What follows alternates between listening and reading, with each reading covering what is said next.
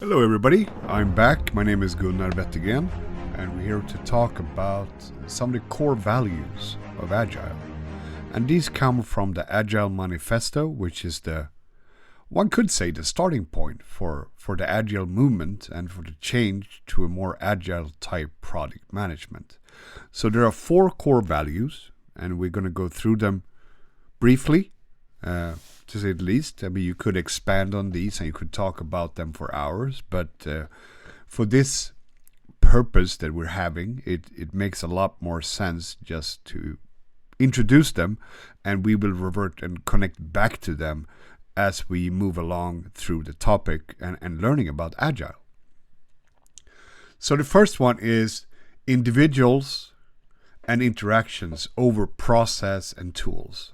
Okay, so the idea of clear communication, the idea of working together, the idea of self-organization and working as a group is the central part to Agile. It's a lot more important to do that than to follow a strict procedure or follow strict tool setup, etc. I mean, there are pros and cons with both, but for an Agile to work really, really well, there needs to be open communication. There needs to be free communication inside the group. There needs to be room for individuals to flourish. There needs to be room for ideas to come to life. Not only with regards to the product, but also how we work and how we do things. And a strict adherence to a certain process is in a sense limiting, even though there are obvious advantages to that approach as well. But one of the core values is to focus more on communication rather than being locked into a process. Okay? The second one is working software over comprehensive documentation. And this alludes to 2 areas. It takes a step away from the document-driven approaches such as waterfall or similar, where you create a lot of design documents, you create a lot of different type of specifications and written reports along the way. Even though they are useful in a waterfall setting, they add very little to the progression of the actual software development. So it makes more sense to actually develop documentation, because I'm not saying that we should not develop documentation at all. I'm saying that we should develop valuable documentation that adds value to our work process or adds value to the customer in a sense. So do not take this as an excuse not to document anything.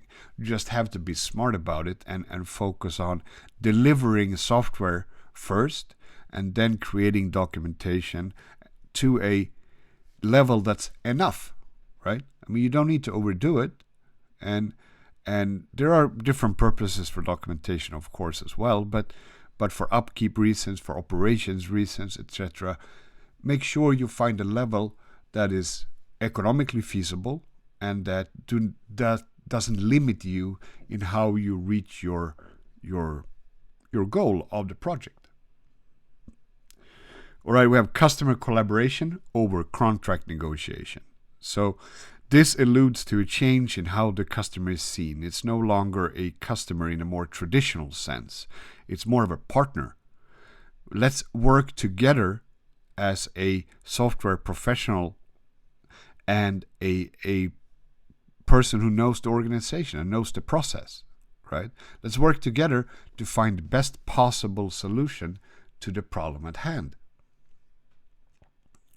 rather than sit down at a negotiation table and discuss on how do we do this, what are the requirements, how much is this going to cost, and have a contract negotiation with a contract signature towards the end.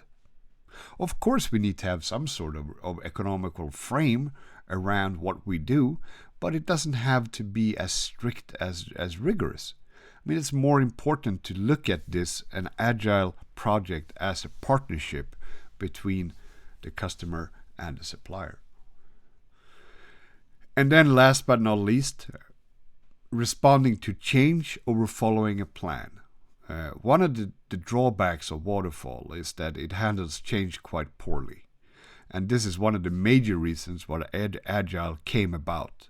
So one of the assumptions we make, or one of the core values that we have, is that we have a plan, we have a rough sketch on what this is going to entail and how we move through and how we move forward towards the goal.